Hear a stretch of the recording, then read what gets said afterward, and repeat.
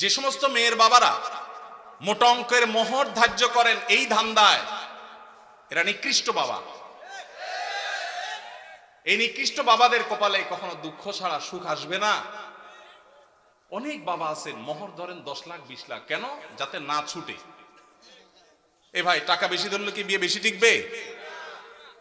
ময়মুরব্বী যারা আছেন খবর নেন, অল্প স্বল্প মোহরের টাকা ছিল, কিন্তু বিয়ে মাশাআল্লাহ এখনো টিকে আছে। আর যুবক 10 লাখ 20 লাখ মোহরের টাকা ফুটুস ফুটুস করে ভাঙে। ঠিক না ভাই? ঠিক। বাবাজির মোহরের টাকা কত ধরা হয়েছিল? বাবাজি, আপনার মোহর কত ধার্য হয়েছিল? 2 লাখ। কত আগে বিয়ে করছেন আপনি? হ্যাঁ, 89 সনে। আপনি কি বড় লোকের ছেলে নাকি? সাধারণ মানুষ। আচ্ছা, সত্য সত্য বলেন, 2 লাখ কে দিছিলেন? চাচিরে দিছিলেন আপনি? সবর সবর সবর। দিছিলেন? সম্পদ দিছেন? 2 লাখ হবে সেটা? আলহামদুলিল্লাহ, তাহলে তো দিছেনই। আপনারা এতক্ষণ ঠিক ঠিক বলে তো লাভ হলো না। মুরব্বী তো ঠিকই দিচ্ছেন মাশাআল্লাহ। 2 লাখের সম্পদ দিয়ে দিচ্ছেন চাচিরে। ওইটা আবার ফেরত ফেরত নেন নাই তো? নেওয়ার কোনো দান্দা টান্দা নাই তো? আলহামদুলিল্লাহ। হ্যাঁ, কার 2000? চাচা একটু দাঁড়ান তো বাবা, একটু দাঁড়ান, একটু দাঁড়ান। নারায়ে তাকবীর। বাবাজির মোহর কত ছিল? 2000 কত আগে বাবা? হ্যাঁ হ্যাঁ, কত আনুমানিক? 60 বছরের 2000 তো এখন 20 লাখ টাকার সমান মনে হয়। ওই টাকা কি সে আমলে শোধ করছেন না এখনকার আমলে এসে শোধ করছেন? হ্যাঁ, দিয়া ফেলাইছেন তখনই? তাহলে আস্তে আস্তে দিছেন, আলহামদুলিল্লাহ। এটা একটা দৃষ্টান্ত উজ্জ্বল মাশাআল্লাহ। তো 2000 টাকার বিয়ে টিকছে তো? আছে তো চাচি? আছে তো? চাচি বেঁচে আছে? মারা গেছেন? আলহামদুলিল্লাহ, বিয়ে টিকছে। আল্লাহ চাচিকে দুনিয়া থেকে নিয়ে গেছেন, আল্লাহ তাকে জান্নাতুল ফেরদৌস নসিব করুন। মেয়ের বাবারা যারা মনে করেন বড় অঙ্কের মোহর ধার্য করলে বিয়ে টিকবে, এটা একটা নষ্ট চিন্তা। শুরুতেই যদি বিয়ে ভাঙার চিন্তা করেন, এখানে বরকত কোত্থেকে আসবে? ইন্না আযমান নিকাহি বারাকাতান আইসারুহা মাউনাতান। যে বিয়েতে সবচেয়ে মোহর কম থাকে সেটা বেশি বরকতময় হয়। এই জন্য 10 লাখ 20 লাখের ভিতরে বরকত না। হ্যাঁ, কারণ আল্লাহ তাআলা সামর্থ্য দিয়েছে অনেক, সে 10 লাখ কেন 10 কোটি দিল ভিন্ন কথা। সামর্থ্য নাই, ছেলে বেতন পায় 10,000, মোহর ধরছেন 10 লাখ টাকা। এটা ফায়জলামতি ছাড়া আর কিছু হতে পারে না।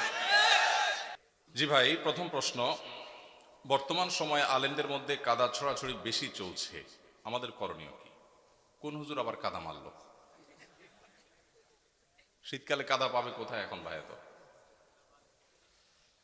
ভাইরা, ওলামায়ে কেরামের মধ্যে মত পার্থক্য থাকবে, এটা স্বাভাবিক। মতের ভিন্নতা থাকবে, এটা কি স্বাভাবিক না অস্বাভাবিক? শুধু ওলামায়ে কেরাম কেন, আমাদের নিজেদের মধ্যে মতের ভিন্নতা আছে না নাই? আচ্ছা, স্বামী স্ত্রী দুইজন সংসার করতে গেলে হাজারো বার একজন আরেকজনকে ভালোবাসি ভালোবাসি জিকির করতে করতে মুখে ফেনা তোলার পরও দেখা যায় হঠাৎ করে ইউক্রেন রাশিয়ার মতো যুদ্ধ বেঁধে যায়। যায় কি যায় না? তো যারে সারাদিন ভালোবাসি ভালোবাসি যে পরিমাণ জিকির করতেছেন আর জিকির তুলতেছেন, তার সাথেও যদি আপনার বেঁধে যায়, তাহলে বোঝা গেল যত জন তত মত। মানুষের দৃষ্টিভঙ্গি, মানুষের বুঝার বেশ কম থাকে, এটা থাকবে, কিয়ামত পর্যন্ত থাকবে। সব আলেমরা সব বিষয় একমত হয়ে যাবেন, এটা কিয়ামত পর্যন্ত কখনো সম্ভব না। তাহলে মতের ভিন্নতা, ইখতিলাফ, মতের বৈচিত্র্য, এটা কখনো দোষের হতে, দোষের কোনটা ভাই?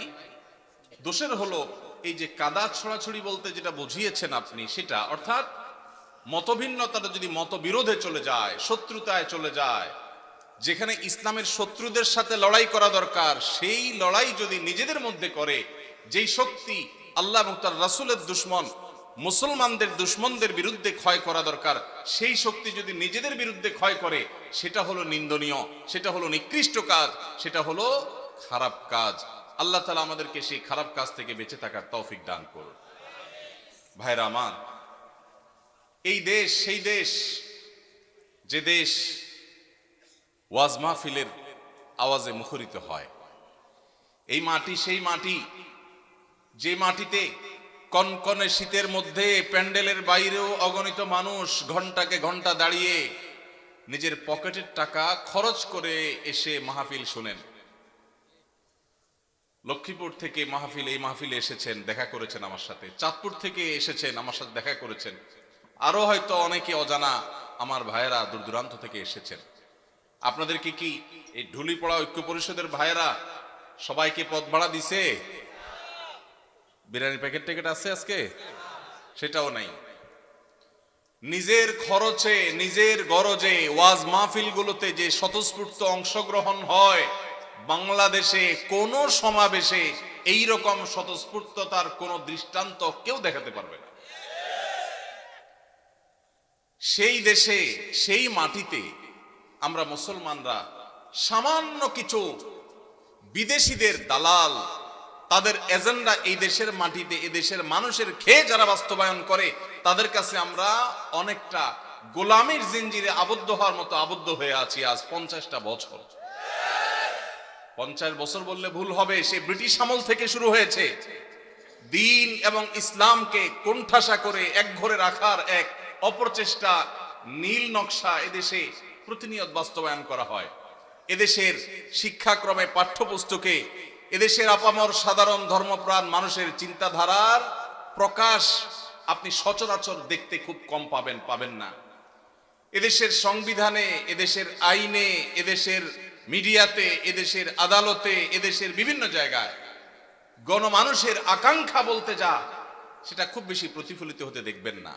দেখবেন যে সব এজেন্ডা বাস্তবায়ন, বিভিন্ন জিনিস পুশ করানোর চেষ্টা, এত এত শয়তানি চক্রান্ত যেই মাটিতে চলে, সেই মাটিতে ইসলামপন্থীরা পরস্পর কাদা ছড়াছড়ি করবে, এর চাইতে নির্লজ্জতা, এর চাইতে দুঃখজনক ঘটনা মুসলমান জাতির জন্য আর কি হতে পারে? আল্লাহ তাআলা আমাদেরকে ভিন্ন ভিন্ন মত থাকা সত্ত্বেও পরস্পরের সাথে সৌহার্দ্যপূর্ণ সম্পর্ক বজায় রেখে, ভিন্ন ভিন্ন চিন্তা থাকা সত্ত্বেও কাঁধে কাঁধ মিলিয়ে, হাতে হাত মিলিয়ে যার যার আল্লাহ এবং তার রাসূলের পথে আহ্বানের মিশনকে আল্লাহ তাআলা সাকসেস করার তৌফিক দান করুন। ভাইরা আমার, সাপ যখন এসে যায়, যার হাতে যা থাকে সে তা নিয়ে ঝাঁপিয়ে পড়ে। কিভাবে সাপের ক্ষতি থেকে বাঁচা যায়, ঠিক না ঠিক? আমাদের উচিত আমরা যে যেই মতের হই, যে যেই পথের হই, আমাদের কমন শত্রু, আপনার শত্রু, আমার শত্রু, ওনার শত্রু, সবার শত্রু যারা যারা আমাদের শত্রু হওয়ার ব্যাপারে কোনো ভিন্ন মত নাই, তাদেরকে আপনি আপনার মতো, আমি আমার মতো, উনি ওনার মতো, তাদেরকে দমনের পিছনে লেগে যাই। আমাদের নিজেদের পেছনে ছিদ্র খোঁজার কাজটা আল্লাহর ওয়াস্তে বন্ধ করে দিই। আমরা যারা সাধারণ মানুষ আছি, আমরা পাড়া মহল্লা থেকে ভিন্ন মতের, ভিন্ন দলের, ভিন্ন চিন্তার মুসলমান ভাইয়ের সাথে কাঁধে কাঁধ মিলিয়ে চলা শিখবো তো ইনশাআল্লাহ। মনে রাখবেন, মতের ভিন্নতা আছে, থাকবে। মতের ভিন্নতা থাকে যদি 10টা বিষয় নিয়ে, মতৈক্য আছে 100 বিষয় নিয়ে, ঠিক না ঠিক? শুধু নামাজের কথাই যদি বলেন, নামাজের কয়টা মাসআলা নিয়ে আমাদের সমাজে মত ভিন্নতা আছে? এর বিপরীতে মতৈক্যের বিষয় পাবেন আপনি অগণিত। মৌলিক আকীদা ঈমানের বিষয় যদি বলেন, আমাদের আল্লাহ এক। মুসলমানদের মধ্যে মত পার্থক্য আছে। অনেকে শুধু মত পার্থক্য দেখে সকাল বিকাল, সারাদিন শুধু দেখে যে হুজুরদের এত মত পার্থক্য। আমি কত মত পার্থক্য? কি দেখেন আপনি এত? আমি তো দেখি না। নামাজ 5 ওয়াক্ত, এটা ইসলামের কি মেইন গুরুত্বপূর্ণ বিষয় না খুচরা বিষয়? সবচেয়ে গুরুত্বপূর্ণ বিষয়, তাই না? 5 ওয়াক্ত নামাজ 6 ওয়াক্ত না 4 ওয়াক্ত না, এই ব্যাপারে কোনো আলেমের, কোনো হুজুরের কোনো ভিন্নমত আছে? তাহলে আমাদের আল্লাহ এক, এটা নিয়ে কোনো ভিন্নমত নাই। আমাদের নামাজ 5 ওয়াক্ত, এটা নিয়ে কোনো ভিন্নমত নাই। ইসলামের রোকন 5টা, ভিন্নমত নাই। আমাদের হজ করতে হবে বাইতুল্লাহ গিয়া, অন্য কোথাও না, ভিন্নমত নাই। রমজান মাসে রোজা রাখতে হবে, ভিন্নমত নাই। বাবা মার সদাচরণ করতে হবে, ভিন্নমত নাই। আমাদের রাসূল এক, সেটা নিয়েও ভিন্নমত নাই। আমাদের মৌলিক যত জায়গা আছে, মেইন যত জায়গা আছে, তার সবগুলোতে আপনি দেখবেন কোনো ভিন্নমত নাই। শাখাগত বিষয়ে ভিন্নমত তো স্বামী স্ত্রীর মধ্যেও হয়, ভাই ভাইও হয়, বাপ ছেলেও হয়, পার্টনারেও হয়। তাহলে এই বিষয়ে আমাদের ভিন্নমত থাকবে, এটাই স্বাভাবিক। এই ভিন্নমত থাকা সত্ত্বেও আপনি এক পথে গেলে মনে করছেন ইসলামের লাভ হবে, আরেকজন মনে করছে আরেক পথে গেলে ইসলামের লাভ হবে, আমি মনে করছি আরেকটা পথে গেলে ইসলামের লাভ হবে। আমাদের নিজেদের মধ্যে কামড়াকামড়ির দরকার নাই। পথ কি আমারটা ভালো না আপনারটা ভালো, এটা নিয়ে গন্ডগোলের দরকার নাই। আপনি আপনার পথে, উনি ওনার পথে, আমি আমার পথে, দ্বীনের কল্যাণে, ইসলামের কল্যাণে কাজ করি। পারলে আমার ভিন্ন মতের ভাই, তারও যেহেতু উদ্দেশ্য ভালো, তাকে সহযোগিতা করি। সেটুকু যদি কলিজায় না দেয়, অন্তত আল্লাহর হস্তে ঠেলাঠেলি খোঁচাখুচি বন্ধ করি। আপনারা যারা আজকের মাহফিলে এসেছেন, আপনাদের কাছে আমার উদাত্ত আহ্বান, এটা আপনার মহল্লার মসজিদ থেকে শুরু হতে হবে। ভিন্ন মতের মুসলমানের সাথে মুস্কি হাসি দিয়ে সালাম দেওয়া অভ্যাস করবেন। সম্ভব হলে বাসায় দাওয়াত করবেন, চেষ্টা করবেন তো ইনশাআল্লাহ। ভিন্ন মতের মুসলমানরে বাসায় দাওয়াত দিয়ে খাওয়াইলে সওয়াব হবে না গুনাহ হবে? কি বলেন ভাই, গুনাহ হবে? ভাই মদিনা শরীফ থেকে, মসজিদে নববীর সোহবতে থেকে, মদিনা ইসলামী বিশ্ববিদ্যালয় থেকে পড়াশোনা করে অনার্স মাস্টার্স করে আসছেন। সৌদি আরবে দায়ী ছিলেন, ঢাকা ইউনিভার্সিটিতে পড়াশোনা করেছেন, অনেক যোগ্য মানুষ। ভাই অন্য মতের আহলে কেবলা, আহলুস সুন্নাত জামাতের শামিল ভাইকে দাওয়াত দিয়ে খাওয়াইলে, এমনকি যদি অন্য মতেরও হয়, রাসূল আকরাম সাল্লাল্লাহু আলাইহি সাল্লাম যদি অমুসলমানকে খাওয়ান, তো আমরা ভিন্ন মতের মুসলমানরে খাওয়াইলে সওয়াব হবে না গুনাহ হবে? ভাইকে একমত? সওয়াব হবে তো? আলহামদুলিল্লাহ। এখানকার সব হুজুররা একমত। আপনার বলেন হুজুরদের মধ্যে কোনো মিল নাই, মত পার্থক্য শুধু। কই মত পার্থক্য? আমরা 3 হুজুর একমত হয়ে গেছে আলহামদুলিল্লাহ। আমি আশা করি দেশে কোনো হুজুরের ভিন্ন মত নাই। এখন আমার প্রশ্ন, আপনি একজন তবলিগ জামাত করেন, আপনি জামাত ইসলামীর এক ভাইকে, চরণাবিশ্বাস নূরীর এক ভাইকে, আহলে হাদিস এক ভাইকে আপনার বাসায় শুধু আপনার মুসলমান ভাই হিসাবে দাওয়াত দিয়া খাওয়াইছেন। এই ঘটনাগুলো আমাদের দেশে বেশি হয় না কম হয়? কম হয় মানে সচরাচর খুব একটা দেখাই যায় না। আহা, আমাদের কলিজাগুলোকে একটু বড় করতে হবে যদি আমরা আল্লাহকে খুশি করতে চাই। আল্লাহ আমাদেরকে তৌফিক দান করুন। ওলামা একরামের মধ্যে মতভিন্নতা, এটা অনেক সময় আমরা বাড়াই, অনেক সময় আমাদের এই ক্যামেরা হুজুররা বাড়ায়। ক্যামেরা হুজুররা অহেতুক মিথ্যা ভুয়া থাম্বনেল দিয়া একজনের পিছনে একজনকে লাগাই দেওয়া হয়। অনেক সময় আসলে লাগালাগির কিছু নাই, কিন্তু সাধারণ দর্শকরা দেখে মনে করে, দেখছো হুজুররা লাগালাগি শুরু করছে। আসলে হুজুরদের কোনো লাগালাগি নাই, লাগালাগি কাদের? ক্যামেরাম্যান ভাইদের। আল্লাহ আমাদের ক্যামেরাম্যান ভাইদেরকে হেদায়েত দান করুক, ইউটিউবার ভাইদেরকে আল্লাহ হেদায়েত দান করুক। সামান্য ভিউ কামানোর জন্য যারা আল্লাহর দ্বীনের ক্ষতি করছেন, যারা ওলামা একরামের মধ্যকার সম্পর্ক নষ্ট করছেন, তারা আল্লাহকে ভয় করেন। এই টাকা জাহান্নামের আগুন হয়ে আপনাদেরকে স্পর্শ করবে। এমনি ক্যামেরা সেট করা নিয়ে আপনারা এদের উপরে খেপা আছেন, এখন তাদের বিরুদ্ধে ওয়াজ গেছে।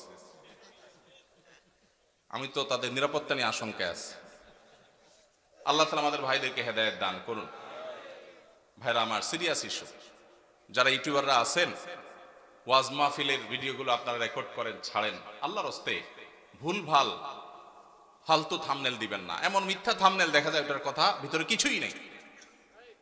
অনেক সাদামাটা মানুষ আছে, বুঝে না।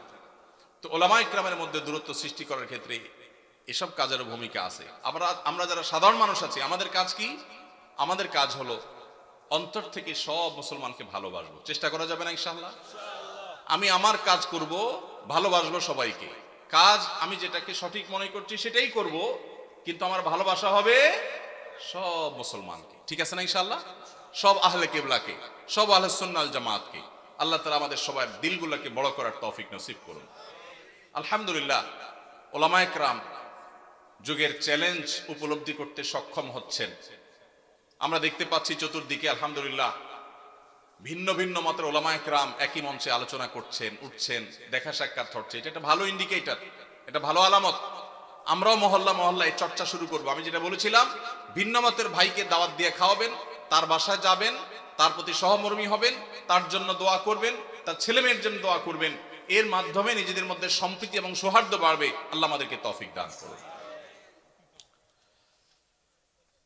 এরপরে প্রশ্ন,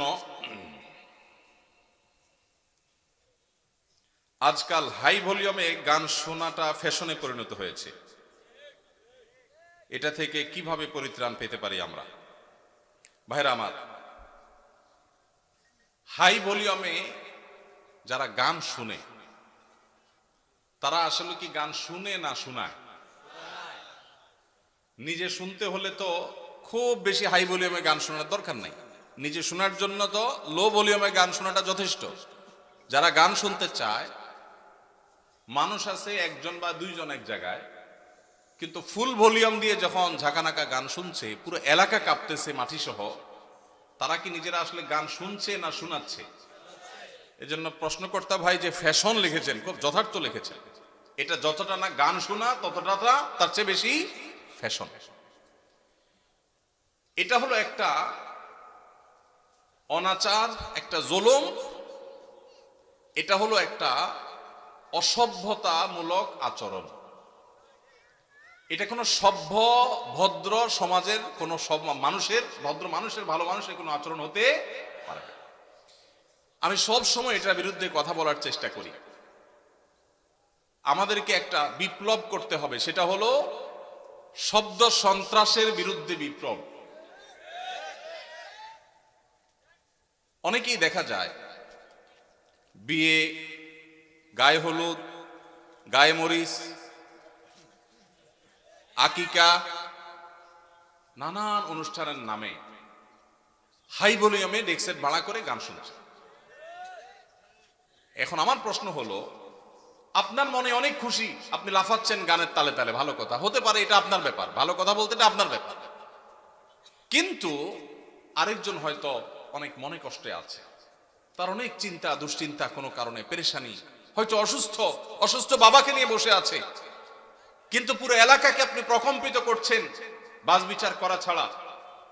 তাহলে যে বেদনায় আছে, তার বেদনাটা আপনার গানের আওয়াজে আরো বাড়াই দিবে। এটা কোনো ন্যূনতম কমন সেন্স আলা মানুষের কাজ হতে পারে? কিন্তু দুঃখ লাগে যখন দেখি আমাদের অনেক স্কুল কলেজ পড়ুয়া, বিশ্ববিদ্যালয় পড়ুয়া, শিক্ষিত যুবকেরা এই কাজটা করে। এটা তো একজন শিক্ষিত মানুষ দ্বারা কখনো হতে পারে না, যে আমি উচ্চ ভলিউমে, হাই ভলিউমে গানের আওয়াজে আশপাশে মানুষকে অতিষ্ঠ করব, মানুষ কষ্ট পাবে, মোবাইলে কথাটা পর্যন্ত বলতে পারবে না। এটা কোনো সভ্য সমাজে গ্রহণযোগ্য হতে পারে না। ভাইরা আমার, যাদের বিয়েতে হাই ভলিউমে গানের আওয়াজ বাজায়, তাদের অনেককে বলতে শোনা যায় যে আসলে আমি নিজেও এগুলো পছন্দ করি না। তাহলে কেন হয়? বলে ভাতিজা ভাগিনারা, ছোট ভাইরা একটু একটু তারা চায়, শখ করছে ওরা। ভাতিজা ভাগিনারা কি করছে? শখ করছে। বিয়ে করবেন জীবনে একবার না দুইবার? একবার। কাদের কাদের দুইবার করার নিয়ত আছে হাত তোলেন। মাশাআল্লাহ, ঘুমেছিল এরা মনে হয়। ঠিক আছে ভাই,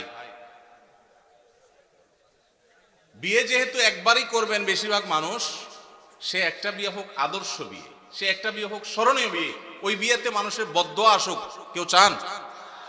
তাহলে ভাতিজা ভাগিনা কেন, আরো কেউ যদি বলে, ছোট ভাইরাও যদি বলে, তাহলে সেই অনাচার আমরা করতে দেব না ইনশাআল্লাহ। ভাইরা আমার, এমনকি ওয়াজ মাহফিলের যে মাইক, এই মাইকগুলো কন্ট্রোল যেন থাকে, কন্ট্রোলে যেন থাকে, এগুলো যেন নিয়ন্ত্রণে থাকে। আমরা সবসময় বলি, আমি বরাবরের মতো আহ্বান করি, আমি কেন, অন্যান্য আলেমরাও সবসময় বলেন যে ওয়াজ মাহফিলের মাইক যেন মানুষের বিরক্তির কারণ না হয়। শহরে এটা খুব বেশি নিয়ন্ত্রণ জরুরি। গ্রামে যেখানে মাহফিল হয়, পুরো গ্রামের মানুষ মাহফিল শোনার জন্য প্রস্তুত থাকে। দূর দূরান্ত থেকে নায়ুরিরা বাপের বাড়ি বেড়াইতে আসে, যখন মাহফিল হয় সবাই প্রস্তুত থাকে। তারপরও মাইকের আওয়াজটা যেন কারোর মোবাইলে কথা বলা অসম্ভব হয়ে যায়, এই পর্যায়ে যেন না থাকে। ভলিউমটা যেন নিয়ন্ত্রণে থাকে, অন্তত যেগুলো প্যান্ডেলের বাইরে থাকবে যতটা সম্ভব। এবং গভীর রাত পর্যন্ত অন্য ধর্মের মানুষের, অসুস্থ রোগীদের, সকালবেলা স্কুলগামী বাচ্চাদের, মাদ্রাসাগামী বাচ্চাদের, বা যাদের ডিউটি আছে, তাদের যেন কষ্টের কারণ না হয়। আল্লাহ আমাদের সবাইকে দায়িত্বশীল আচরণ করার তৌফিক নসিব করুন। এরকম হাই ভলিউমে যখন গানের আওয়াজ হবে, আমি আপনাদের সবার কাছে উদাত্ত আহ্বান রাখতে চাই, পাড়ায় মহল্লায়, গাড়িতে বাড়িতে, যেখানে দেখবেন যে হাই ভলিউমে কোনো গানের আওয়াজ দিয়ে মানুষকে অতিষ্ঠ করা হয়, কয়েকজন মানুষ মিলে গিয়ে সেই গান শোনা ভাইদের পিঠে হাতটা রেখে তাদেরকে স্নেহের পরশ দিয়ে বোঝাবেন, আমার আনন্দ যদি আরেকজনের বেদনার কারণ হয়, এটা কখনো সভ্য মানুষের আচরণ হতে পারে না। তাদের অনেকের সেন্স নেই। আমরা যদি কয়েকজন গিয়ে তাদেরকে বুঝাই, তাহলে আশা করা যায় এটা বন্ধ হবে সবার চেষ্টা করবো তো ইনশাআল্লাহ। আমার জীবনে আমি বহুবার এই কাজটা করেছি, আল্লাহ আমাকে তৌফিক দিয়েছেন। বহুবার গভীর রাতে আওয়াজ শোনা যাচ্ছে গানের, আমি একা নেমে গেছি।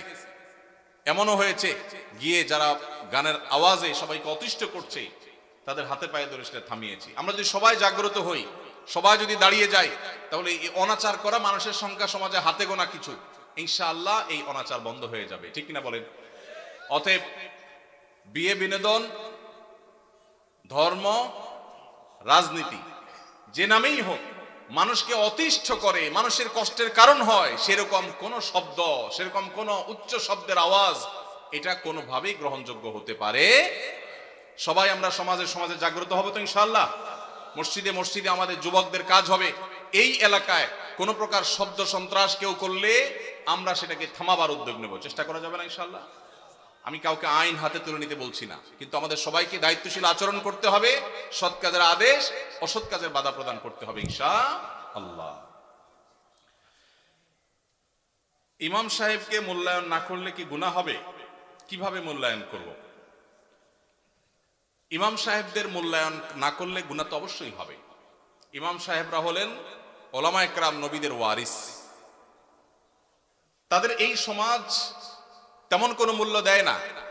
মুসলিম প্রধান রাষ্ট্র, বেশিরভাগ ট্যাক্স পেয়ার মুসলমান, অথচ 4 লক্ষ মসজিদের ইমাম সাহেবকে যদি রাষ্ট্র মূল্যায়ন করত, তাহলে রাষ্ট্রের চেহারাই পরিবর্তন হয়ে যেতে পারত। 4 লক্ষ মসজিদের যে নেটওয়ার্ক সারা দেশে আছে, রাষ্ট্র যদি এই ইমাম সাহেবদেরকে রাষ্ট্রের বিভিন্ন গুরুত্বপূর্ণ কাজে তাদেরকে যদি ইনভলভ করত, প্রশিক্ষণ দিয়ে প্রস্তুত করত এবং তাদের থেকে যদি সার্ভিস নিত, তাহলে দেখা যেত রাষ্ট্রের অনেক বড় বড় কাজ মসজিদের ইমাম সাহেবদের দ্বারা সমাধা করা যেত। এত বিশাল লোকবল, এত বিশাল জনগোষ্ঠী, মসজিদের এত বিশাল বড় প্ল্যাটফর্ম, এত বড় মিডিয়া, এই সবগুলোকে রাষ্ট্র যদি অন করত, রাষ্ট্রের চেহারাই চেঞ্জ হয়ে যেতে পারত। কিন্তু ওই যে বলছিলাম, সে ব্রিটিশ আমল থেকে শুরু হয়েছে, আজও পর্যন্ত মুসলমানের দেশে মুসলমানরাই সবচেয়ে বেশি কোণঠাসা এবং দুর্বল। মুসলমানরাই সবচেয়ে বেশি বৈষম্যের শিকার, জুলুমের শিকার। ওলামায়ে কেরাম, মুসলমান প্রধান সমাজে যাদের মূল্য থাকার কথা, তাদের সমাজ রাষ্ট্র মূল্য দেয় না, এমনকি আমরা সমাজের মানুষও মূল্য দেই না। ঠিক না ভাই? ঠিক। ইমাম সাহেবদের মূল্যায়ন কিভাবে করবেন? তাদের মূল্যায়ন করবেন, তাদেরকে সবচেয়ে বেশি সম্মান করবেন। কারণ নবী করিম সাল্লাল্লাহু আলাইহি ওয়াসাল্লাম বলেছেন, মাল্লাম ইউবাজ্জিল আলিমানা ফালাইসা মিন্না। যে ব্যক্তি আমার উম্মতের আলিমদেরকে সম্মান দেয় না, মর্যাদা দেয় না, ইজ্জত দেয় না, সে আমার উম্মত হতে পারে না। অতএব আপনার মসজিদের ইমাম সাহেব আপনার কাছে সম্মানিত হতে হবে। কমিটির লোক, মুসল্লি ভাইয়েরা তাদেরকে চাকরের মতো আচরণ করতে পারবেন না, তাদেরকে শ্রদ্ধা করবেন। তারা নেতার মতো মর্যাদা দিবেন, তাদের সঠিক কথাগুলো বলার অধিকার দিবেন, সুযোগ দিবেন, তাদের মিম্বরে স্বাধীনভাবে কথা বলার সুযোগ দিবেন, তাদের গলা চিপে ধরতে কাউকে দিবেন না। ইমাম সাহেবরা তাদের সম্মানজনকভাবে চলার মতো বেতন দিবেন, সম্মানই দিবেন, থাকার ব্যবস্থা করবেন। কারণ তারা অন্য কোনো কাজে এঙ্গেজ হতে পারেন না, ইমামতি করতে গিয়ে তারা এখানে এঙ্গেজ থাকতে হয়। অতএব তাদের জীবনযাপন যেন সম্মানজনকভাবে হয়। পৃথিবীর অন্য যে কোনো মুসলমান দেশে, পৃথিবীর অন্য যে কোনো মুসলমান প্রধান দেশে মসজিদের ইমাম সাহেবরা আমার ক্ষুদ্র জ্ঞান অনুযায়ী বাংলাদেশের ইমাম সাহেবদের চাইতে ভালো অবস্থানে আছে অর্থনৈতিকভাবে। দুর্ভাগ্য আমাদের দেশে মানুষের, যে আমাদের দেশে মানুষের অনেক ভালো ভালো গুণ থাকলেও মসজিদে ইমাম খতিব সাহেবদের সম্মানী, তাদের বেতন ভাতা, এগুলো দেওয়ার ব্যাপারে আমাদের বেশিরভাগ মসজিদ কমিটির লোকেরা কার্পণ্য করে। মনে করে ইমাম সাহেবের বেতন আবার 20-30 হাজার টাকা, এত টাকা দিয়ে উনি কি করবে? এই এলাকায় যে সমস্ত ইমাম সাহেবরা আছেন, আমি কি কাউকে দেখতে পারি কেউ আছেন ইমাম সাহেবরা? কোথায়? আপনার বেতন কত ভাই? পুরুষের নাকি বেতন জিজ্ঞেস করলে এটা নাকি আয়েব, আপনি মনে কষ্ট নিয়েন না, এটা শুধু একটু বোঝার জন্য। কত? আপনি ইমাম, আপনি ইমাম, আপনার কত? দোনোজনের 7,000 7,000। কোন এলাকার আপনারা? ওনাদের বাইরের মসজিদ। আপনি কোন মসজিদের ইমাম? বড় মসজিদ নাম কি? পশ্চিমপাড়া বড় মসজিদ। পশ্চিমপাড়া বড় মসজিদের কমিটির লোকজন কারা আছেন? কোন মসজিদ? কই? উনি পূর্বপাড়া। হ্যাঁ, পূর্বপাড়া মসজিদের মসজিদ কমিটির লোকেরা কেউ ভাই আছেন? হাত তোলেন, হাত তোলেন, হাত তোলেন, নাহলে আশপাশের লোকজন বাইর করে দিবে কিন্তু। হাত তোলেন। আছে পূর্বপাড়া কেউ? আছে? আছে? থাক, আমরা ওনাকে দেখাতে চাই না। আছে, পশ্চিম পাড়ার আছেন? আছেন। আর ইমাম সাহেব নাই? কই কই ভাই ইমাম সাহেব, আপনি কোন পাড়ার? একটু দাঁড়ান, কষ্ট করে একটু দাঁড়ান। কোন গ্রামের ইমাম আপনি? হ্যাঁ, মনোহরপুর। আপনার বেতন কত ভাই? 5,500। এই মনোহরপুরের মসজিদ কমিটির কেউ আছেন? মুসল্লি কেউ আছেন কিনা অন্তত? যারা আছেন হাত তোলেন তো। মুসল্লি কারা? কেউ হাত তুলবে না। কমিটির একজন পাওয়া গেছে মুসল্লি। আচ্ছা থাক। আর ইমাম সাহেব কে আছেন বলেন? আপনি ইমাম ভাই, আপনার বেতন কত? হ্যাঁ, মসজিদ থেকে বেতন কত বলতেছি? মসজিদ মাদ্রাসা দুই ডিউটি বেতন 11.5। তার মানে আমরা যদি 5.5 ধরি, তাহলে 5.5 মসজিদ থেকে বলা যায়। 5 ওয়াক্ত নামাজ পড়ান, ইমামতি করেন, 5 ওয়াক্ত নামাজ পড়ান, 5,500 জুমা সহ। আপনার কোন এলাকা? এই গ্রামের নাম বলেন? ধুলিপাড়া। কই মাহফিলের আয়োজক কারা? সামনে আসেন না, সামনে আসেন। কই পোস্টার কই? নাম বলার আগে সামনে আসেন। নামই নেই, চালাকেরা। আচ্ছা, আর ইমাম সাহেব আছেন? আর এক দুজন কই ভাই? কোন এলাকার? পাশের এলাকার। বেতন কত? হ্যাঁ, 8,000। কোন এলাকার? নোয়াগ্রাম। নোয়াগ্রামেরও ভাইরা নিশ্চয় আছেন। আমি আপনাদের শরম দিতে চাই না, আপনাদের কারোর হাতও তুলতে চাই না। ইমাম সাহেবদের জবানবন্দি নিলাম, ধন্যবাদ। আর কোন ইমাম সাহেব আছেন? মুরব্বী দাঁড়ান একটু। ইমাম সাহেব দাঁড়ান কষ্ট করে। কোন এলাকার ভাই? জি,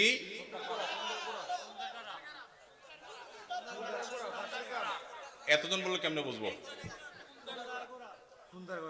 খুন্দার পাড়া, খুন্দার গোড়া। ওকে, আপনার পাশের গ্রাম। আপনার বেতন কত ভাই? 6,000। বসেন ভাই রে। প্রশ্ন প্রসঙ্গে চলে আসলো, এতজন ইমামের জবানবন্দি আমরা নিলাম। হয়তো খুঁজলে আরো 10-20 জন ইমাম পাওয়া যাবে। অনেকে হয়তো চক্ষু লজ্জায় হাতটা উঠাচ্ছেন না, বলছেন না। ভাইরা আমার, এটা আমাদের জন্য, বাংলাদেশের মানুষের জন্য লজ্জা, অনেক বড় লজ্জার বিষয়। পৃথিবীর অন্য যে কোনো দেশের সাথে আপনি যদি তুলনা করেন, শুধু সৌদি আরবের কথা যদি বলি, আমি 10 বছর সৌদি আরবে ছিলাম। আমাদের শেখ সাইফুল্লাহ মামুন ভাই দীর্ঘদিন সৌদি আরবে ছিলেন। সৌদি আরবের সকল মসজিদের ইমাম সাহেবরা ইমামতি করে যেই সম্মানী পান, সেটা এভারেজে 5 থেকে 7,000 সৌদি রিয়াল। পাশাপাশি বাসা, বিশাল বড় বাংলো, সাধারণ বাসা না, বিরাট এরিয়া নিয়ে বাংলো। এইটা হলো তাদের এক্সট্রা ডিউটি, এক্সট্রা ইনকাম প্রত্যেক ইমাম সাহেবের। এমনকি মক্কার মসজিদে হারামের ইমাম এবং মুয়াজ্জিন, মসজিদে নববীর ইমাম এবং মুয়াজ্জিন, সবাইরই এই পেশার বাইরে তাদের আরেকটা মূল পেশা আছে। যারা খুব বেশি শিক্ষিত তারা বিশ্ববিদ্যালয় শিক্ষক। যেমন মসজিদে হারাম মক্কার যদি বলেন একজন একজন করে সমস্ত ইমামদের কথা বলা যাবে, প্রায় যে সবাই প্রায় কোনো না কোনো হয় আদালতে বিচারপতি, আর না হলে কোন বিশ্ববিদ্যালয়ের প্রফেসর। এটা মসজিদে হারাম শরীফের ইমামদের কথা বলতেছি, সব পিএইচডি হোল্ডার, বড় বড় আলেম। হয় জাজ, জাস্টিস, অথবা বিশ্ববিদ্যালয় শিক্ষক।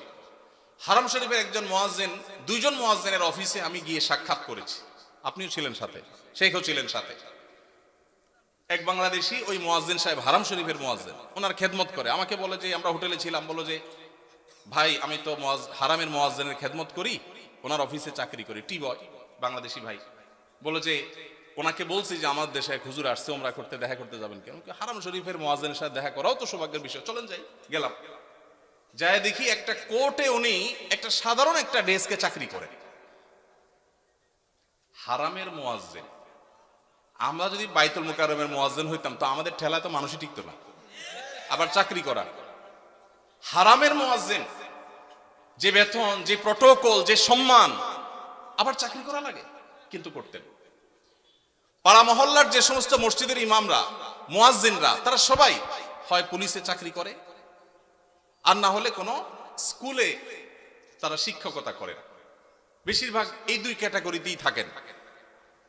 আমি সৌদিতে যে বাসায় ছিলাম, আমার বাসার পাশের মসজিদ, যে মসজিদে ৫ ওয়াক্ত নামাজ আমি জামাতে পড়ার সুযোগ পেতাম, সেই মসজিদের ইমাম সাহেব, তিনি বিরাট বড় শিল্পপতি, অনেক ব্যবসা প্রতিষ্ঠান, তার অনেকগুলো বড় বড় চেইন সব super market, Dahiya super market নাম, বিরাট নাম করা দাম্মাম। ভাইরে, ইমাম সাহেবদের অন্য বড় বড় চাকরি এবং ব্যবসা থাকার পরও মসজিদ থেকে তাদেরকে বাংলো এবং বিরাট বড় সম্মানে দেয়া হয় সৌদি আরবে। আপনি বলবেন সৌদি আরব মানুষের বেতন অনেক বেশি, বেতন অনেক বেশি এই জন্য বাড়ি অনেক বড়টা দেয়, বেতন অনেক বেশি এই জন্য টাকা, বাংলাদেশি টাকায় ১.৫ লাখ ২ লাখ দেয়, এটা হলো সেকেন্ড ইনকাম, তার ফার্স্ট ইনকাম আরেকটা আছে। তাই বলে আপনি ৫-৬ হাজার টাকা দিবেন? ঢাকা শহরের কাজের বুয়াদের বেতনও ৫-৬ হাজার টাকা নাই অনেক বাসা। ঢাকা শহরের কাজের বুয়ারাও মাসে ১০,০০০, ১৫,০০০ টাকা কামাই করে। ঢাকা শহরে কোন দারোয়ানের বেতন ৫,০০০-৬,০০০ টাকা নাই, কোন পিয়নের বেতন ১০,০০০ টাকার নিচে নাই। সেখানে কুমিল্লা শহরের কাছে, এটা সদর থানা এবং শহরের কাছে, এই জায়গায় ৫-৭ হাজার টাকা আজকালকার বাজারে চাউলের টাকা জোগাড় করা অত কঠিন হয়ে যায়। এই ইমাম সাহেব আবার যখন কোন একটা কাজ করতে যাবেন ইমামতির পাশাপাশি, বলবে হুজুর আমাদের দুনিয়াদার হয়ে গেছে, হুজুরদের দুনিয়ার লোভে ধরছে। এক বেটা, তার মসজিদের মুসল্লিরা ইমাম সাহেবকে এরকম খোঁচাইত, বেতন দেওয়ার নাম নাই, ইমাম সাহেব আর কিছু করলে ডিস্টার্ব করত। তো ওই মসজিদে একজন ভালো মানুষ ছিল, উনি বললেন হুজুর আপনাকে আমি ওই যে মুসিরা যে জুতা পলিশ টলিশ করে ওরকম একটা বাক্স কিনে দেব, সাথে রং টং যা লাগে, ডাস্টার, ব্রাশ, এগুলো সব দিয়ে দিব। আপনি ইমামতি করে মসজিদে নামাজ পড়ানো শেষ হলে মসজিদের বাহিরে এসে ওইটা নিয়ে বসে যাবেন এবং মুসল্লিদেরকে বলবেন ভাই আপনাদের জুতাগুলো দেন, যার যার পলিশ করা লাগে আমি করবো, আপনারা আমার টাকা দিয়ে। ইমাম সাহেব চোখ বড় বড় হয়ে গেছে, কি বলে রে বেটা? বলে ভাই আপনি এই কাজটা যদি করেন, মুসল্লিরা বাইর হয়ে যেটা সিসি করবে, আরে হুজুর এটা কি করছেন? তো ওইটাকে বলেন যে ভাই এই জুতা যদি আমার কাছে দিতে আপনার লজ্জা বোধ হয়, আপনার কাছে যদি অপমান বোধ হয়, তাহলে জুতা আমার কাছে নিয়ে আপনার নিজের গালে নিজে মারা উচিত। আমি বলছি না যে আক্ষরিক অর্থে ইমাম সাহেবকে ওইটা মারতে তিনি বলেছেন, অনেক আগে ঘটনা কোথাও শুনেছি, সত্য হতে পারে, রূপক হতে পারে, কিন্তু এই গল্প আমাদের শিক্ষা দেয়। আমাদের মসজিদের ইমাম সাহেবদের, মুয়াজ্জিন সাহেবদের সম্মানে আমরা দিতে চাই না, মাহফিল করে বক্তার জন্য মোটা অঙ্কের হাদিয়া রেডি রাখি। আপনারা বলবেন হুজুর আপনিও তো মোটা অঙ্কের নিয়েই যাবেন, ওয়াজ তো করতেছেন। ভাই আমাকে মোটা দেখ, চিকন দেখ, না দেখ, এটা নিয়ে আমার মাথা ব্যথা নেই আলহামদুলিল্লাহ, এবং আল্লাহর মেহেরবানিতে এটা আমার কোনো প্রত্যাশাও নাই আল্লাহর ফজলে। কিন্তু মাহফিল আয়োজকদেরকে বলতে চাই, যারা মাহফিল আয়োজন করেন, লক্ষ লক্ষ টাকা যদি মাহফিল পিছনে খরচ করতে পারেন, ইমাম সাহেবদের বেতন কেন 15,000, 20,000 টাকা হতে পারে না? এই দেশে বিভিন্ন শ্রেণী পেশার মানুষদের বেতনের সর্বনিম্ন স্কেল বা একটা স্কেল ঠিক করে দেওয়া হয়। আমি দাবি করতে চাই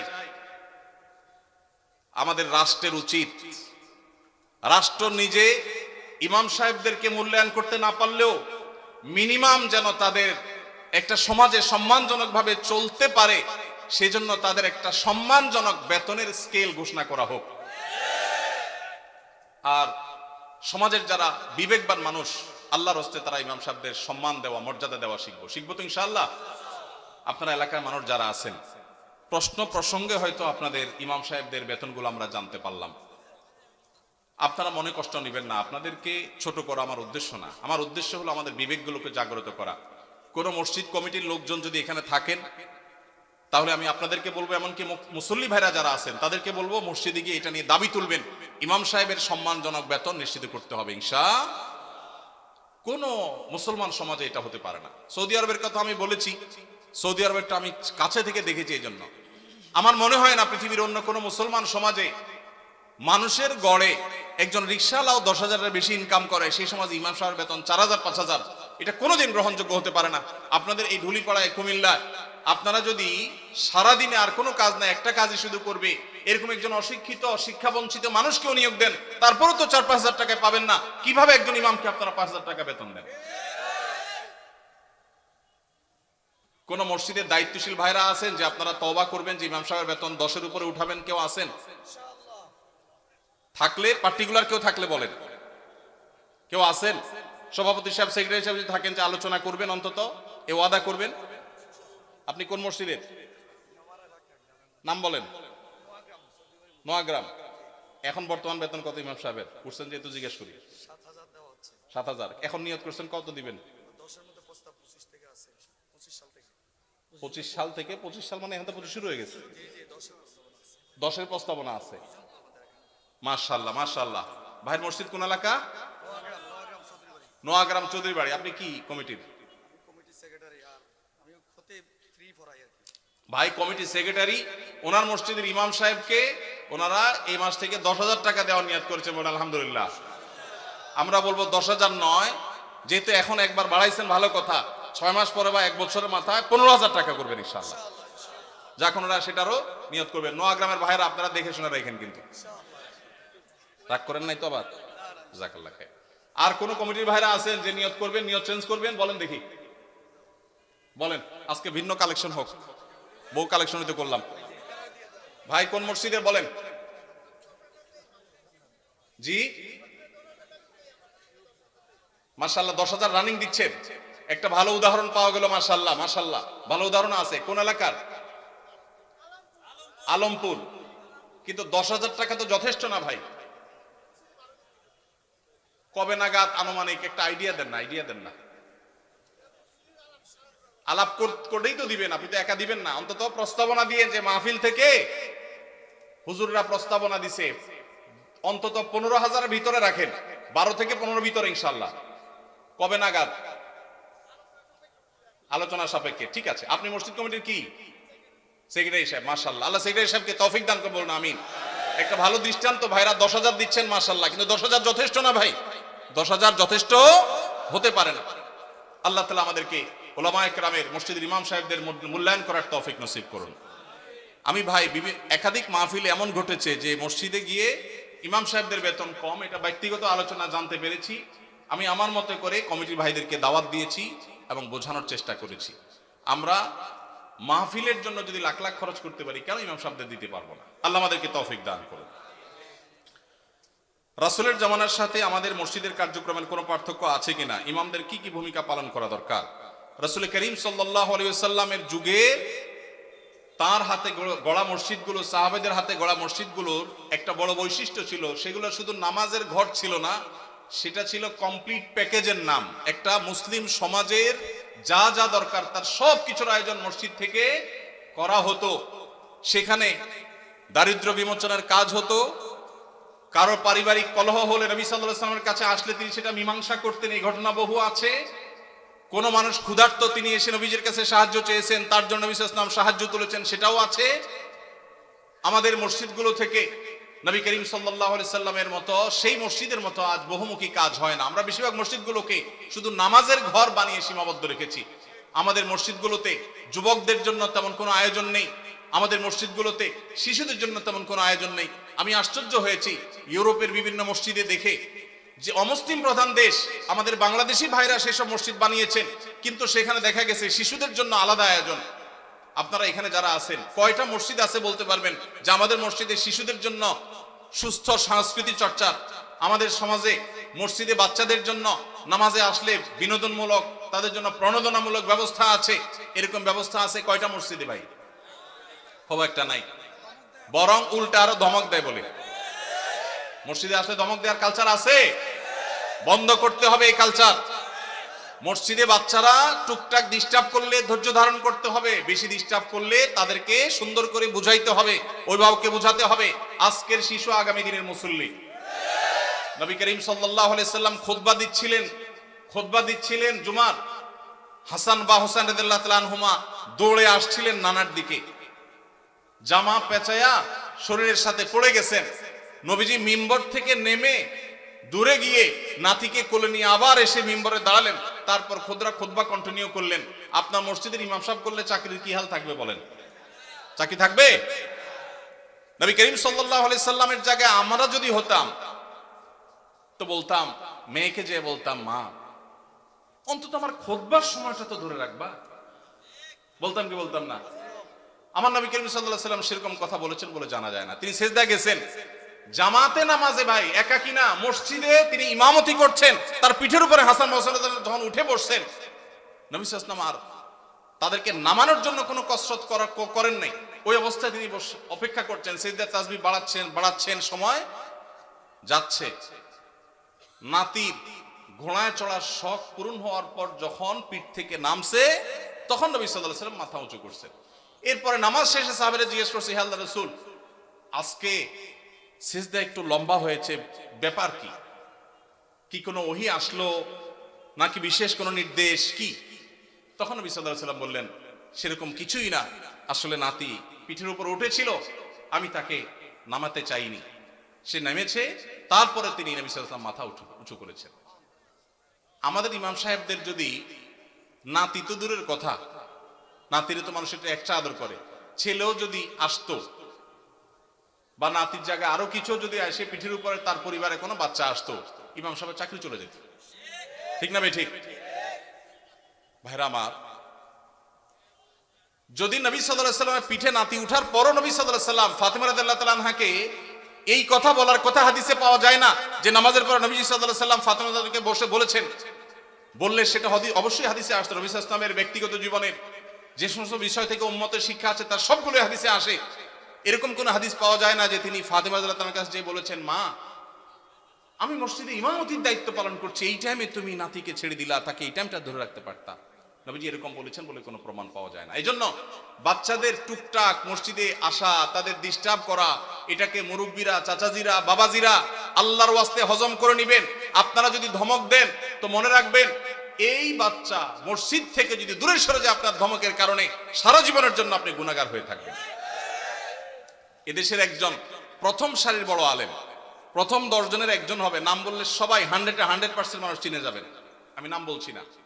ওনার ছেলে মদিনা ইউনিভার্সিটিতে তখন পড়ে, আমাকে বলেছিল ব্যক্তিগতভাবে, ভাই আল্লাহ আমাকে আলেম বানিয়েছেন, মাদ্রাসা পড়িয়েছেন, ইউনিভার্সিটিতে পড়ালেখা করে অনার্স করেছি, আমি ছাত্র বা শৈশবে ছোট জীবনে মসজিদ থেকে ধমক খাইছি এক মুরব্বীর, আমি মরণ পর্যন্ত ভুলবো না, আমার মনে কতটা আঘাত সেটা এঁকে দিয়েছে। বহু ধমক জীবনে খেয়েছি, কিন্তু ওই ধমকটা ভুলবো না।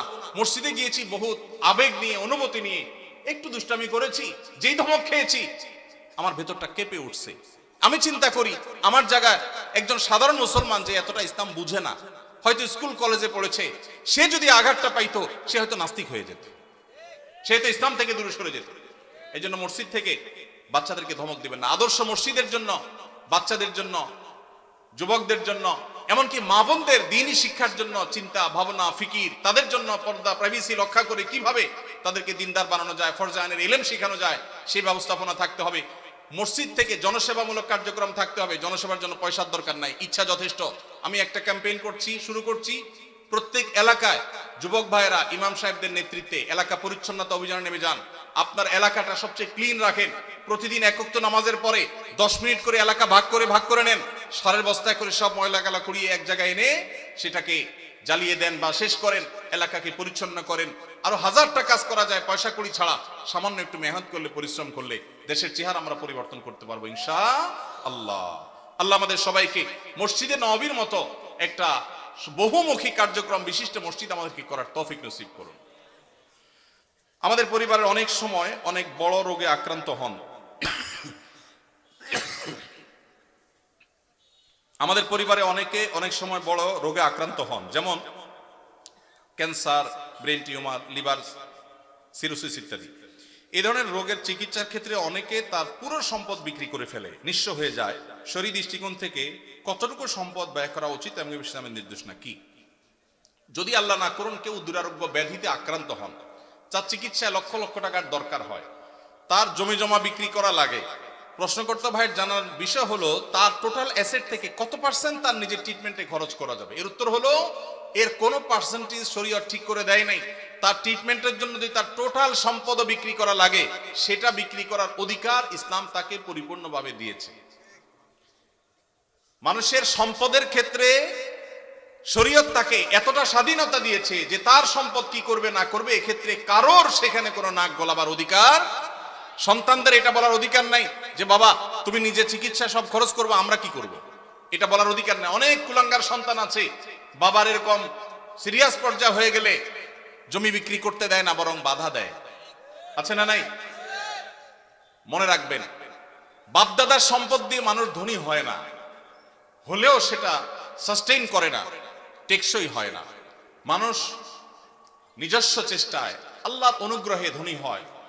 বহু বড় লোকের ছেলেরা একসময় রাস্তায় মানুষের কাছে হাত পাততে হয়। এজন্য বাবার সম্পদ, মায়ের সম্পদ, সেগুলোর জন্য কামড়া কামড়ি করা, তাদের হক নষ্ট করা, এগুলো আমাদের মূর্খতা। তবে হ্যাঁ, কেউ যদি মনে করেন যে দুরারোগ্য ব্যাধিতে আমি আক্রান্ত হয়েছি, এখানে ট্রিটমেন্ট করে আসলে লাভ হবে না, ডাক্তারদের অ্যাসেসমেন্ট অনুযায়ী মৃত্যুই নিশ্চিত এবং জটিল পরিস্থিতি, তাহলে সেক্ষেত্রে আমার বাচ্চারা তারা অসহায় হয়ে যাওয়ার চাইতে আমি সুন্নত হিসাবে ট্রিটমেন্ট করি, কিন্তু খুব বেশি অ্যাগ্রেসিভলি ট্রিটমেন্টের জন্য খরচ করব না। এটা যদি কেউ সিদ্ধান্ত নেয় তো সেই এখতিয়ারও শরীয়ত ওই ব্যক্তিকে দিয়েছে, অবস্থা বুঝে তিনি ডিসিশন নেবেন। এরপরে প্রশ্ন, আমার বড় ভাইয়ের বউ বা আমার ভাবি পরকীয়া করেছেন 5 বছর ধরে, জানতে পেরেছে এবং পরকীয়ার মাধ্যমে একটা বাচ্চাও হয়েছে, এখন করণীয় কি? পরকীয়া এখন ঘরে ঘরে হয়েছে ভাই, জঘন্য ব্যাধিতে পরিণত হয়েছে। তো এইরকম যদি পরিস্থিতি হয়, ইসলামী শরিয়া দৃষ্টিকোণ থেকে এটা সবচেয়ে বড় জঘন্য অপরাধ হয়েছে। ইসলামী বিচার ব্যবস্থা থাকলে এর সবচেয়ে কঠিন শাস্তি হতো। যেহেতু বিচারিকভাবে, আইনগতভাবে সেটা কার্যকর করবার সুযোগ নেই, যেহেতু ইসলামী বিচার ব্যবস্থা নেই, এজন্য এটার বিচারের ভার কোনো এলাকার কোনো মোড়ল মাতবর কেউ নিজের হাতে নেওয়ার অধিকার কারোর নাই, সুযোগ নাই, খবরদার। তবে এইরকম পাপিষ্ঠ তার সাথে সংসার করার বিষয়ে যদি সে চরিত্রহীন এটা সাব্যস্ত হয়, চার চরিত্র সংশোধনের আশা না থাকে, তাহলে তাকে ডিভোর্স দিয়ে ভিন্ন কোনো চিন্তা তার স্বামী করতে হবে। আর যদি তিনি তার কৃতকর্মের জন্য অনুতপ্ত হয়ে আল্লাহর কাছে মাফ চান, যেহেতু ইসলামী বিচার ব্যবস্থা নাই, সেহেতু তার শাস্তি কার্যকর করবার উপায় নাই, কিন্তু তিনি তওবা করলে আল্লাহ তাআলা চাইলে মাফও করতে পারেন। এটা একান্ত তাদের বিষয়, আল্লাহর বিষয়। দোয়া কবুল হওয়ার জন্য মহান আল্লাহ তাআলার কাছে কিভাবে দোয়া করতে হবে? দোয়া কবুল হওয়ার জন্য প্রথম শর্ত হলো হালাল উপার্জন থাকা। হারাম উপার্জনকারী ব্যক্তির দোয়া কবুল হয় না। চুরি করে, ডাকাতি করে, টিন চুরি, গম চুরি করে এরপরে মক্কা শরীফ গিয়ে 2 হাত তুলে আল্লাহর কাছে চোখের পানি ফেলে দোয়া করছেন, হাদিস বলছে দোয়া কবুল হবে না, দোয়া কবুল হবে না। নবী করিম সাল্লাল্লাহু আলাইহি ওয়াসাল্লাম পরিষ্কার হাদিস আছে, অনেক দূর থেকে এলোমেলো চুল নিয়ে, ধুলোমলিন শরীর নিয়ে কেউ যদি কাবার চারপাশে হাত তুলে দোয়া করে, আন্না ইউস্তাজাবু লিযালিক, কিভাবে তার দোয়া কবুল হবে? নবীজি বলেছেন, কারণ দেহ, তার শরীর, তার সম্পদ হারাম দ্বারা গঠিত হয়েছে। এই জন্য দোয়া কবুলের জন্য প্রথম শর্ত হলো হালাল উপার্জন থাকা। কেউ যদি আগে হারাম উপার্জন করে থাকেন, এখন তওবা করবেন, মানুষের হক মেরেছেন, এখন ফেরত দিবেন, তারপরে আল্লাহর কাছে দোয়া করবেন, ইনশাআল্লাহ দোয়া কবুল হবে। দোয়া কবুলের দ্বিতীয় শর্ত হলো অন্তরের অন্তঃস্থল থেকে কায়মনোবাক্যে দোয়া করবেন, অন্য মনস্ক হয়ে না, দায় সারা ভাবে না, মনোযোগ দিয়ে দোয়া করবেন। দোয়া কবুলের জন্য আরেকটা গুরুত্বপূর্ণ শর্ত হলো হালাল বিষয়ে দোয়া করবেন, হারাম জিনিস আল্লাহর কাছে চাইবেন না, 2 নম্বর জিনিস আল্লাহর কাছে চাইবেন না। অবৈধ সম্পর্ক করার, কারোর সাথে অবৈধ রিলেশন করার, হারাম সম্পর্ক করার জন্য আল্লাহর কাছে দোয়া করবেন, এটা অবৈধ দোয়া, নাজায়েজ দোয়া, এটা করা জায়েজ নাই। বৈধ দোয়া করবেন, নেক দোয়া করবেন, ইনশাআল্লাহ আশা করা যায় আল্লাহ তাআলা দোয়া কবুল করবেন। দোয়ার ক্ষেত্রে আল্লাহর প্রশংসা, নবীজির প্রতি দুরূদ প্রেরণ, এরপরে আপনি যে কোনো চাওয়া পেশ করবেন, বৈধ চাওয়া। এবং দোয়া করার পর কবুল হচ্ছে না কেন জন্য হুলস্থুল করবেন না। এই শর্তগুলো মেনে চললে কোরআন এবং হাদিসের আলোকে আশা করা যায় দোয়া কবুল হবে ইনশাআল্লাহ। দোয়া কবুলের বেশ অনেকগুলো স্থান আছে, ইনশাআল্লাহ অন্য কোনো মাহফিলে এটার উপরে আলোচনা করতে হবে। এটা নিয়ে আমার একটা সংকলন আছে। দোয়া কবুলের 33টা জায়গা আছে, স্থান আছে, সময় আছে। সেগুলো কি কি একটা আলাদা আলোচনা ইনশাআল্লাহ আমরা বলবো। এটা নিয়ে বহু আগে আমার একটা বক্তব্য আছে অনলাইনে, কারো প্রয়োজন হলে শুনে নিতে পারেন। হালাল ভাবে সুদঘোষহীন ভাবে রিজিকের ব্যবস্থা কিভাবে করতে পারবো? হালাল ভাবে সুদঘোষহীন ভাবে একেবারে কোনো জায়জামেলা ছাড়া আপনার মাসে মাসে অ্যাকাউন্টে টাকা চলে আসবে, এইরকম অটোমেটিক ইনকাম করার কোনো দোয়া, কোনো আমল আমার জানা নাই। আমি কি বুঝতে পারছি? অনেক যুবক ভাইরা আছেন বলে সব হারাম আর হারাম, যাবো কই? হুজুর একটু দোয়াটা শিখাই দেন, আল্লাহ করে দেন। অনেকে আছেন ঋণগ্রস্ত, দোয়া চান, চিরকুট লিখে দেন, হুজুর ঋণ মুক্তির আমল শিখাই দেন। পার্সোনালি যদি জিজ্ঞেস করা যায় জমি জমা আছে কিনা, বলে হ্যাঁ আছে আলহামদুলিল্লাহ। তো সেটা বিক্রি করে ঋণ দেন না কেন? বলে জমি বেশি করে ঋণ দেয়। মানে আপনি দোয়া শিখাই দেন, আমার জমি আমার থাকুক, ব্যাংকের টাকা থাকুক, আল্লাহ উপর থেকে একটা বস্তা পাঠায় দেয়। এটা কোনো দোয়ার পদ্ধতি হতে।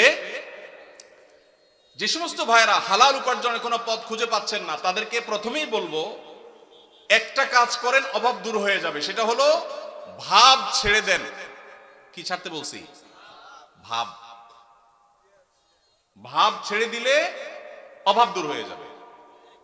ভাব ছেড়ে দিলে অভাব দূর হয়ে যাবে। বুঝেন নাই কথাটা? আপনার সাথে যায় না এই কাজ, এটার নাম ভাব। এটার নাম কি? এটা আমার সাথে যায় না। আমি কিভাবে একটা শিক্ষিত ছেলে এই কাজ করি, এটার নাম ভাব। এটার নাম কি? এই ভাবের অভাবই বেশি। ভাবের অভাবই বহু লোক আছে, হাইরে কান্নাকাটি, ওরা টাকা নাই, পয়সা নাই, অভাব অভাব।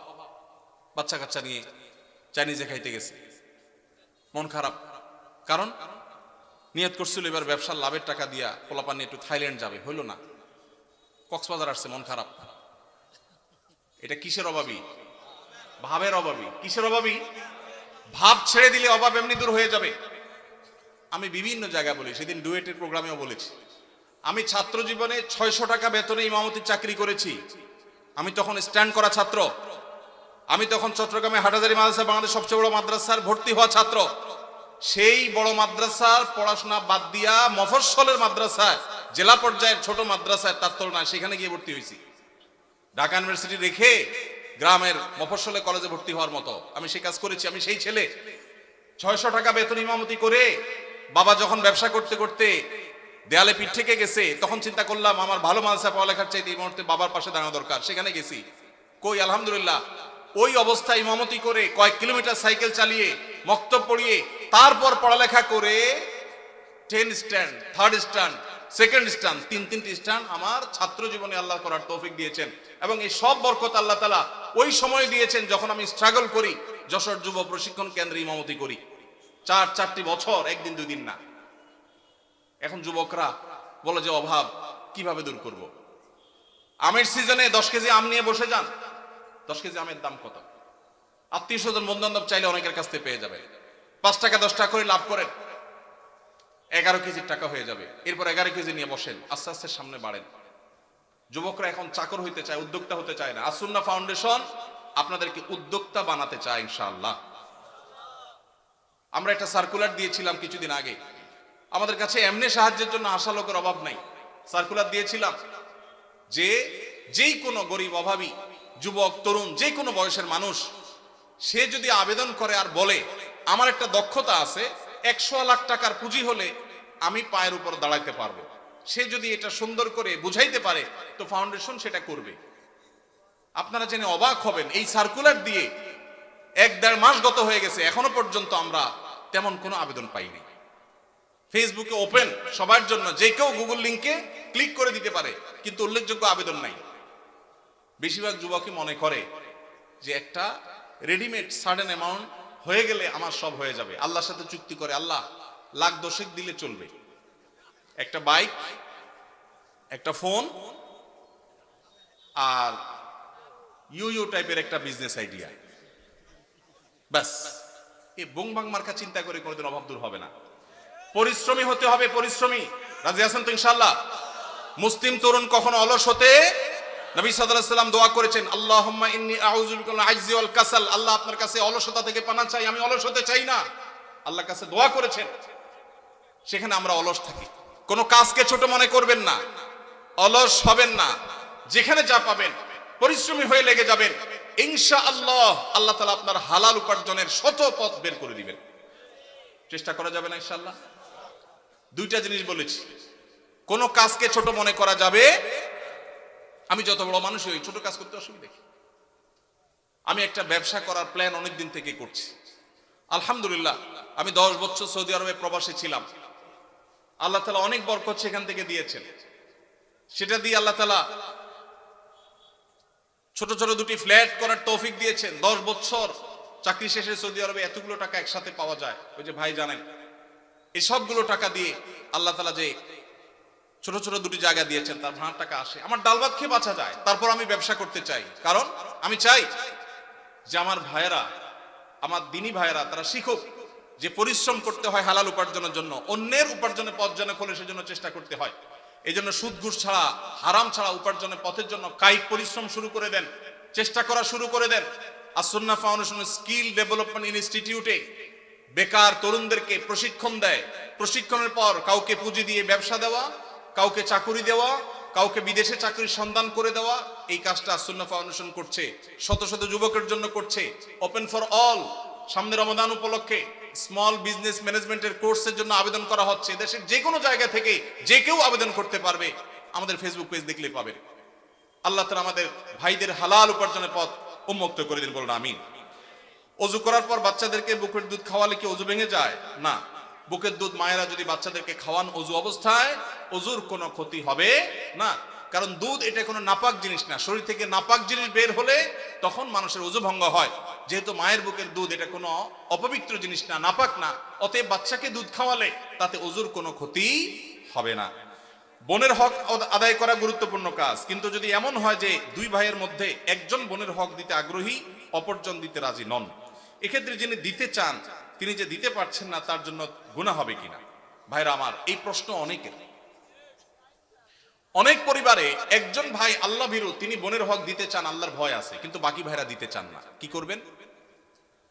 উত্তর হলো, যে ভাই দিতে চান তিনি বাবার সম্পদ থেকে, ধরা যাক দুই ভাই আছেন, এক বোন আছেন, ওই এক বোনকে দিবেন বলে এক ভাই রাজি না, আরেক ভাই রাজি। যিনি রাজি, বাবার সম্পদ থেকে 50% করে দুই ভাই ভাগ করে নিয়েছেন। যদি এমন হয়, তো যেই ভাই দিতে রাজি তিনি তার 50%-এর মধ্যে বোনের হক কতটুকু, কোন আলেমের কাছ থেকে জিজ্ঞেস করে যে আমার ভাগে কতটুকু আসছে, ততটুকু তিনি দিয়ে দিবেন। অপর ভাই যে তার ভাগের অংশটা দেন নাই, এর জন্য তিনি আল্লাহর কাছে বুঝবেন। এখন যদি আপনি মনে করেন এক ভাই যদি দিতে চাচ্ছেন, আমি কি করব?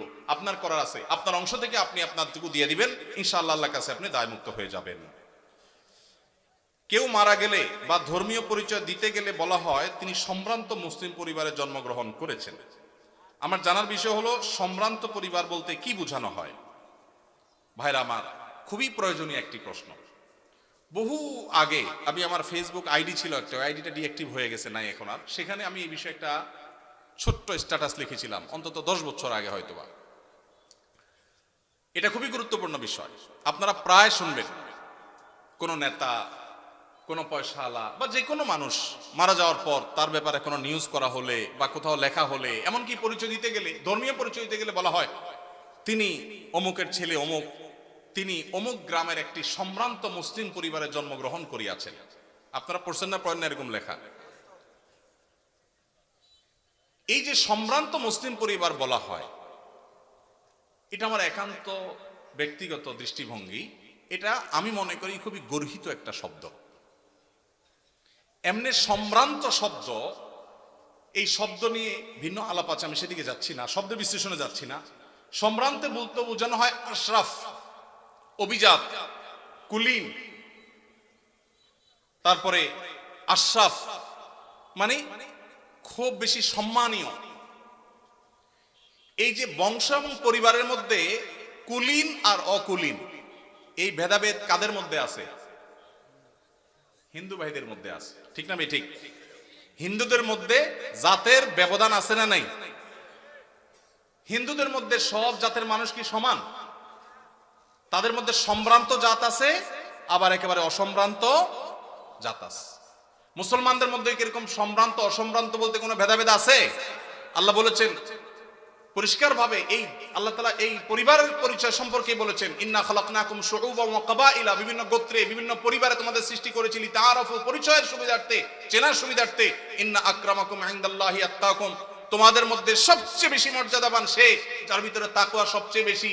পারিবারিক পরিচয়, বংশগত পরিচয়ের ভিত্তিতে কখনো মর্যাদার তারতম্য হবে না। অতএব সম্ভ্রান্ত আর অসম্ভ্রান্ত মুসলমানদের মধ্যে ধারণাটাই হলো হিন্দু থেকে আসছে এবং একটি ভুল, একটা অপসংস্কৃতি। এটা আমাদের দূর করতে হবে এবং ত্যাগ করতে হবে ইনশাআল্লাহ।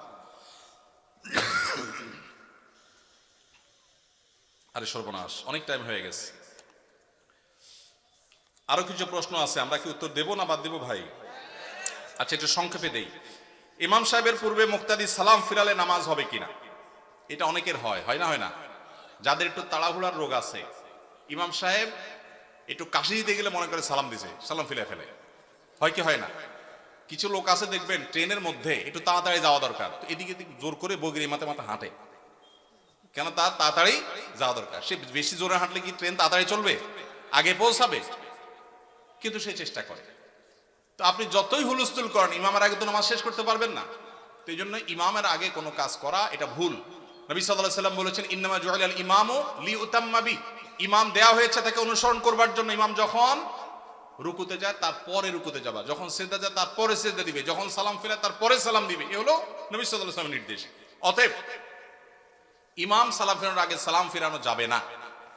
যদি কেউ ইমাম সালাম ফেরানোর আগে সালাম ফিরিয়ে ফেলেন, তাহলে হানাফি মাযহাবের ওলামাদের মতে নামাজ হয়ে যাবে, কিন্তু এরকম করাটা মাকরুহ।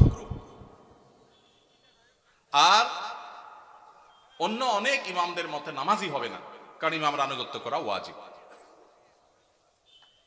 যেহেতু আমাদের এদেশে বেশিরভাগ মানুষই হানাফি ফিক ফলো করেন, হানাফি ফিক হানাফি মাযহাব অনুযায়ী এটা মাকরুহ তাহরিমি, এটা করা উচিত না।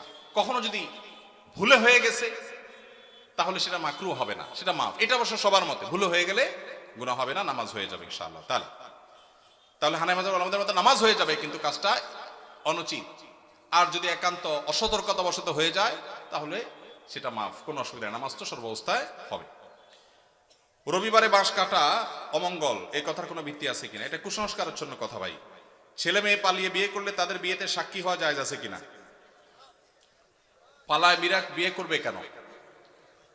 পালায় এত মানুষ চুরি করে, অথবা চুরি করার পরে পালায় যায়, ঠিক না? ঠিক। হয় পালায় পালায় চুরি করে, আর নাহলে চুরির পরে ধরা পড়লে পালায় যায়। বিয়েকে ভালো কাজ না খারাপ কাজ? এই ভালো কাজটা পলায় কেন করবে? বাবা মাকে জানায় করতে হবে। কোন ছেলে মেয়ে এরকম পলাপলি করে বিবাহ করতে গেলে তাদের বিবাহের সাক্ষী না হয়ে পারলে ধরে বাপ মার কাছে নিয়ে আসবেন, এনে বলবেন, চাচা এবার আপনি বিয়ের ব্যবস্থা করেন, আমি এবার সাক্ষী হই। আমি পলাপলির বিয়েতে সাক্ষী কেন হতে যাব? এটা বন্ধ হওয়া উচিত। এবং বন্ধু হিসাবে ওই বন্ধুর উপকার করতে চাইলে কোনোভাবে কলা কৌশলে চাচা চাচিকে রাজি করিয়ে বিয়ের ব্যবস্থা করবেন, কিন্তু পলাপলি করে যেন তারা বিয়ে না করে, প্রয়োজন অপেক্ষা করে বাবা মাকে রাজি করার চেষ্টা করে, সেটা তাদেরকে বোঝাবেন। ওয়াকফকৃত না হলে মসজিদে জুমার নামাজ পড়া যাবে কিনা? যদি কোনো মসজিদ ওয়াকফ করা হয়নি, টেম্পোরারি মসজিদ, অন্য কারোর জায়গায় নামাজ পড়া হচ্ছে, তিনি অনুমতি দিয়েছেন, জুমা হবে। ওয়াকফ করা জুমা হওয়ার জন্য শর্ত না, মসজিদের মর্যাদা পাওয়ার জন্য ওয়াকফ করা শর্ত। ইতিকাফের জন্য মসজিদের মর্যাদা পাওয়া শর্ত, ওয়াকফ করা শর্ত। কিন্তু জুমা টেম্পোরারি কোনো জায়গায় কেউ ভাড়া দিয়েছেন বা অনুমতি দিয়েছেন, বা আপনার কোনো ফ্ল্যাটে মসজিদে কোনো বিশেষ পরিস্থিতি যাওয়ার পরিবেশ নাই, অথবা বিদেশে মসজিদ দূরে কোনো শহরে মসজিদ নাই, তখন যে কোনো জায়গায় ওই জায়গার মালিকের অনুমতি থাকলে, বাধা না থাকলে, সেখানে জামাতে জুমার নামাজ পড়া যাবে। উকিল বাবার সাথে দেখা করা জায়েজ আছে কিনা? বাবা বলা যাবে কিনা? উকিল বাবা হলো 2 নম্বর বাবা। আমাদের সমাজে উকিল বাবার প্রথা অনেক বেশি আছে, আপনাদের এলাকায় আছে? এটা হলো 2 নম্বর বাবা, নকল বাবা। নকল, এই নকল বাবা হওয়াও জায়েজ নাই, এই নকল বাবা বানানো জায়েজ নাই। ভাইরা আমার, বিয়ে শাদীতে আমাদের দেশে মনে করা হয় যে একজন উকিল বাবা লাগে, এরকম একটা ধারণা আছে না নেই? মেয়ের ইজিন আনার জন্য গায়রে মাহরাম একজন উকিল বাবা হয়, অনেক সময় যায় অনুমতি আনে। এইভাবে উকিল বাবা বানানো পরিষ্কারভাবে হারাম, পরিষ্কারভাবে। মুরব্বীরা ভালো করে শুনে রাখেন, যারা যারা উকিল বাবা আছেন এই বাবাগিরি ছেড়ে দেন। বাংলাদেশে বাবার কোনো শেষ নাই। খাজা বাবা, উকিল বাবা, ন্যাংটা বাবা, কত বাবা আছে। আল্লাহ তাআলা এই সমস্ত নকল বাবা থেকে আমাদেরকে হেফাজত করুন। বিয়ে উপলক্ষে কোনো উকিল বাবা টাবা চলবে না। নিজের বাবা বেঁচে থাকলে সেই বাবা তিনি নিজে নিজের সন্তানের বিয়ে দিবেন, ব্যাস। মেয়ের অনুমতি বাবা আনতে যাবেন।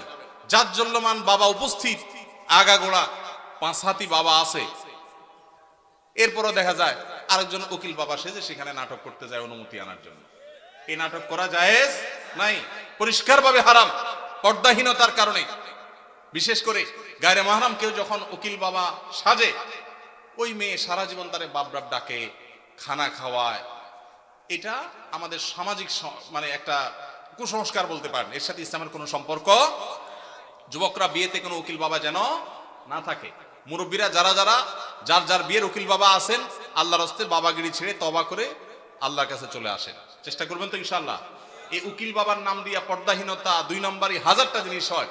নিজের বাবারই খবর নাই, কিসের আবার উকিল বাবা? হ্যাঁ,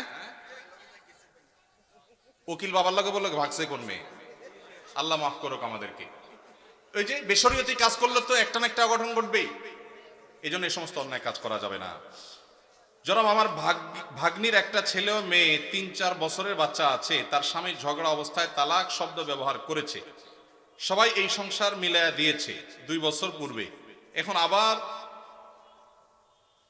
গত 20 দিন আগে 3 তালাক ঝগড়া অবস্থায় দিয়েছে। এখন তওবা পড়ে নেওয়া যাবে কিনা জানাবেন। তালাক হলে মসজিদে হারামের শেখ সুদাইস সহ অন্য যত ইমাম সাহেবরা আছেন, ওনারা সবাই যদি এনে ওনাদেরকে আনানো হয়, ওনারা আসার পরও যদি জামাই বউকে তওবা পড়ায় দেয়, তারপরও সে বিয়ে টিকবে না। এই মাসআলাতে পৃথিবীর কোনো আলেমের কোনো ভিন্ন মত নাই। তালাক যদি হয়ে যায়, তওবা দিয়া সেটা কখনো রিকভার হয় না। এটা হলো ছুরি মারার মতো। দিলাম ছুরি মেরে, এরপরে তওবা করলাম, সরি বললাম, জিব্বা কামড়াইলাম, ইমাম সাহেব এসে আমার তওবা পড়াইলো, উনি তো জীবিত হয়ে যাবে না? হবে? সালাসুন জিদ্দুহুন্না জিদ্দুন ওয়া হাজলুহুন্না জিদ্দুন। আমার অনেক দিনের একটা শখ, তালাক নিয়ে একটা ওয়াজ করব, 2 ঘন্টার একটা ওয়াজ করব। কারণ এদেশে ঘরে ঘরে চুন থেকে নুন খসলেই তালাক দিয়ে দেয়। এরা হলো ছোট লোক। এরা কোন লোক? কথায় কথায় যারা স্ত্রীকে তালাকের কথা বলে, এই পুরুষগুলো হলো ছোট লোক। মহিলাদের খুশি হওয়ার কারণ নাই। কথায় কথায় যে মহিলা বলে আর করবো না তোমার সংসার, বাবা বাড়ি চলে যাব, এরাও ছোট লোক। আল্লাহ তাআলা আমাদেরকে এই ছোট লোক থেকে বাঁচার তৌফিক নাসিব করুন। নির্লজ্জের মতো কিছু হলে তালাকের কথা বলে। আমি এই ঘটনা বহু জায়গায় বলছি। আমার এক হুজুর ছিলেন, তালাকের মাসালা জিজ্ঞাসা করতে আসলে আগে ধরে কষায়া পিটা দিতেন, এরপরে মাসালা দিতেন। এখন এই মাসালা যার জন্য জিজ্ঞাসা করছেন, এই আমলটা আমি করতে পারতাম তো। আসেনি এখানে আসামি? আসেনি? ভাইগা গেছে? আসামি বলে ভাগছে প্রশ্ন দিয়া। ভাইরা আমার, চুন থেকে নুন খসলে তালাক দেওয়া জঘন্য অপরাধ, খুবই খারাপ অভ্যাস। যুবক ভাইরা, বউয়ের সাথে ঝগড়া লাগলে আমি বলি, পারলে একটা চিমটি দিয়েন, একটা ধাক্কা দিয়ে দিয়েন, আল্লাহর রাস্তায় তালাক দিয়েন না। চিমটি ধাক্কা যদি বেশি দেন, ব্যথা বেশি পায়, আপনার বিচার করা যাবে, এটার একটা রিকভার করা যাবে, তওবা টবায় কাজ হবে। কিন্তু তালাক দিয়া বসছেন, তওবায় কাজ হবে না। এই মাসআলায় তাদের সংসার করা না করার বিষয়ে এলাকার বড় আলেম বা বড় মাদ্রাসা গিয়ে কি ঘটছে পুরো বিস্তারিত জেনে তারপর উত্তর নেবেন। কারণ কোন বিশেষ কেস নিয়ে আমরা প্রশ্নোত্তর এরকম সেশনে উত্তর দেই না যে হ্যাঁ আর সংসার নাই বা আছে। কারণ তালাকের মাসআলায় ভাবে উত্তর দেওয়া যায় না, পুরো ডিটেইল জানতে হয়। এটা কোনো আলেম বা কোনো দারুল ইফতায় গিয়ে কোনো ফতোয়া গিয়ে জেনেও তারপরে সেটা অনুযায়ী সমাধান করবেন। কিন্তু এইটুকু জেনে রাখেন, তালাক যদি হয়ে যায়, তওবা পড়ায় কোনোদিন তালাক টিকানো, সংসার টিকানো যায় না। এই জন্য তালাক দিতে সাবধান। কখনো মুখ দিয়া, মুখ ফসকের আগের চোটে তালাক দিবেন না। তালাক দিতে হলে ঠান্ডা মাথায় পরামর্শ করে ডিসিশন নিয়ে তারপরে সামনে আগাবেন।